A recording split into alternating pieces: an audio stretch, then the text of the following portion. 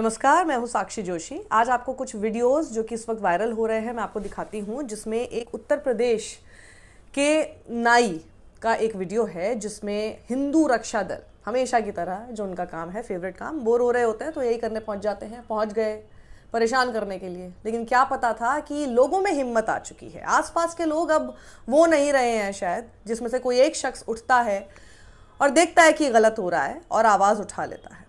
शायद लगातार इन लोगों को बताने का कि आपको बोलना चाहिए, आपको उठना चाहिए, जुल्म के खिलाफ आवाज़ उठानी चाहिए। जब इस तरह की बातें लगातार देखने को मिलती हैं तो कोई ना कोई उस भीड़ में एक शख्स ज़रूर होता है जो जिम्मेदारी लेता है उस समय कि मेरे होते हुए और मैं यहाँ पे खड़ा हूँ तो मेरे सामने तो ये नहीं हो सकता। और मुझे लगता है इसी तरह से सिर्फ इस देश के ही नहीं बल्कि दुनिया के हर शख्स को, हर इंसान को ऐसा ही होना चाहिए।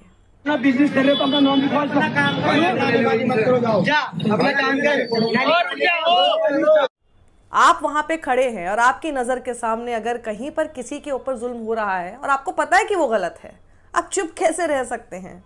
और अगर आप चुप रह सकते हैं और अपनी लाइफ में आराम से आगे चल सकते हैं, so that's not the character that you would really want your kids to be raised with. अब आगे जरा एक और वीडियो मैं आपको दिखाती हूँ। ये देवरिया से गोरखपुर महोत्सव में आई हुई एक महिला हैं और ये कह रही हैं कि वोट मांगने आते हैं तो चाची चाची करते हैं, अब वीआईपी और आम आदमी में बांट दिया।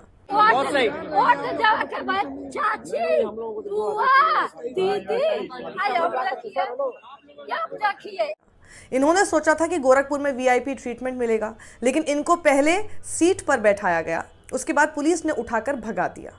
ये भी बता रही हैं कि जाति से राजपूत हैं और इनके परिवार में 35 वोट हैं जो संभवतः बीजेपी को ही जाता है। अब बड़े गुस्से में हैं, आप भी इनके गुस्से का मनोरंजन लीजिए। आपके लिए वीडियो बना रहा हूँ, आपका सपोर्ट मीडिया बनाइए, चाहे मीडिया बनाइए, हम हुई राजपूत है, डर नहीं है। मैं आपका सपोर्ट कर रहा हूँ आंटी जी। हम भी बलिया जिला घर है, किस बात का डर है? तो शुरू में नियम बनाना चाहिए, शुरू में नियम बनाना चाहिए कि कोई ना बैठे।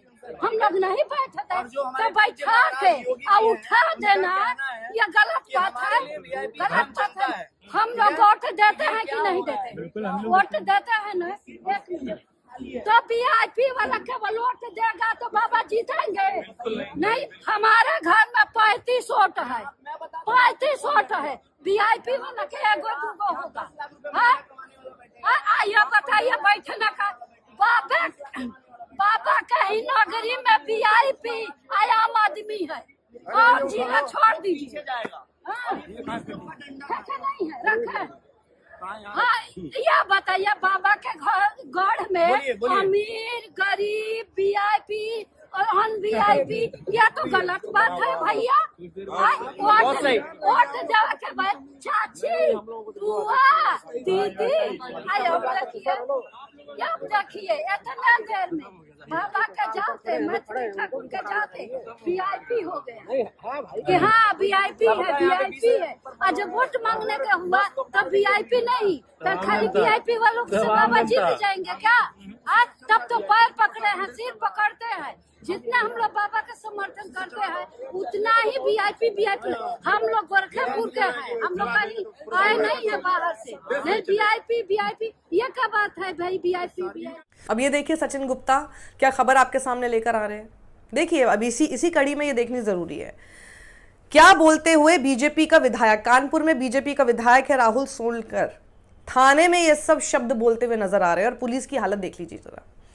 वो कहते हैं अगर 48 घंटे के अंदर भरपूर कार्रवाई नहीं होती है तो इस बिल्हौर के अंदर जितनी मस्जिदें हैं उनके दरवाजों पर अगर सूअर की बोटियां ना मिले तो मेरा नाम ... इनका नाम है राहुल सोनकर। तो खबर यह है कि आज मंदिर के पास खेत में बड़ी संख्या में गोवंश के अवशेष मिले हैं। हिंदू संगठनों का हंगामा, इंस्पेक्टर सहित 4 सस्पेंड हो गए, 2 आरोपी नादिर और कादिर गिरफ्तार हैं। तो वो जो पुलिस वहां पे शांति से खड़ी है वो कार्रवाई कर चुकी है, जिनके ऊपर आरोप है उन्हें गिरफ्तार कर चुकी है। लेकिन ये पुलिस ने क्यों किया होगा भाई? योगी आदित्यनाथ की इस यूपी पुलिस, कानपुर पुलिस ने ये क्यों किया होगा? ताकि माहौल ना बिगड़े। लेकिन ये जो शख्स अब वहां खड़े होकर कर रहा है, जो चीज अब सेटल हो चुकी है और जिसके ऊपर जो आरोप है वो कोर्ट में सिद्ध होंगे, उसके हिसाब से उसको सजा मिलेगी। पर ये उस माहौल को भड़काने का काम कर। अगर आपके अंदर देखिए जरा सी भी संवेदनशीलता है कि गौवंश सिर्फ यहाँ पर हिंदुत्ववादी ठेकेदारों की जिम्मेदारी नहीं है ये भारत भूमि है और भारत भूमि के अंदर हर व्यक्ति की जिम्मेदारी है कि यहाँ पर गौवंश नहीं कटना चाहिए, चाहे वो वर्दी में हो, चाहे वो कुर्ते पैजामे में हो, चाहे वो सामान्य व्यक्ति हो। अगर 48 घंटे के अंदर इनकी गिरफ्तारी नहीं होती है या भरपूर कार्रवाई नहीं होती है तो इस बिल्हौर के अंदर जितनी मस्जिदें हैं उनके दरवाजों पर अगर सुअर की बोटियां न मिले तो मेरा यहाँ पर मुझे आपत्ति ये है कि पहली चीज तो योगी की पुलिस ने बहुत अच्छी की कि कार्रवाई कर दी, लेकिन जिनके ऊपर अब कार्रवाई करनी चाहिए क्योंकि ये भी उतना ही माहौल बिगाड़ने की कोशिश कर रहे हैं, यहां पर इतनी शांति से योगी की पुलिस क्यों खड़ी हुई है? ये सवाल क्या मेरा वाजिब नहीं है? कमेंट बॉक्स में अपनी राय दीजिएगा और इस वीडियो को ज्यादा लोगों तक पहुंचाइए। सत्यमेव जयते।